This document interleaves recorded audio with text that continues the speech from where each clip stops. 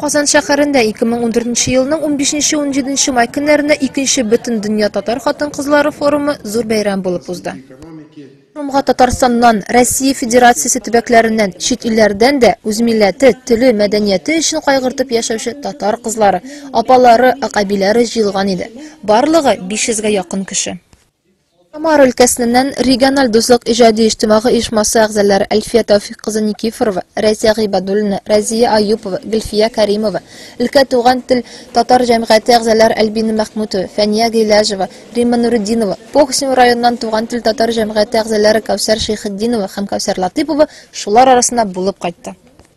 Форумның оештыручылары Бөтен дөнья татар конгрессы башкарма комитеты һәм конгресс каршына эшләп килүче Аккалфак татар хатын-кызлары иҗтимагый оешмасы. Аккалфак татар хатын-кызлары иҗтимагый оешмасы 1990 елда барлыкка килә.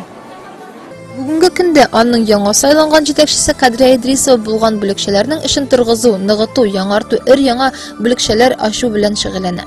Бу чарада бик күп эшләр эшләнгән дә инде. Хәзерге Татарстан районнарында 43, шәһәрләрендә 6, Россия Федерация төбәкләрендә 56, чит илләрдә 8 Аккалфак бүлекчәләре эшли. Кайсы өлкә, кайсы ил вәкиле белән генә сөйләшсәң дә, барысында бер теләкләре генә. Телебез, динебез, милләтебез югалмасын иде. Үзебезнең милли киемнәребезне киеп горурланып йөри алсак иде. Балаларыбыз, оныкларыбыз татар булуларыбыз белән горурланып яшәсәләр иде, диләр алар.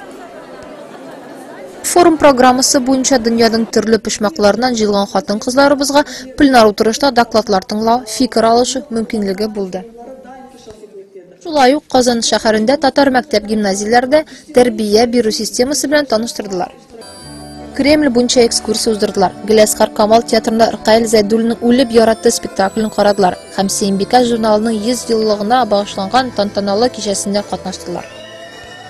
Көн чара турында алдагы көннәрдә тулы рәвештә репортажлар да безнең сайтта карарга мөмкин булыр. Сезгә әзерләгән репортаж белән Дуслык сайты администраторы Гөлфия Кәримова.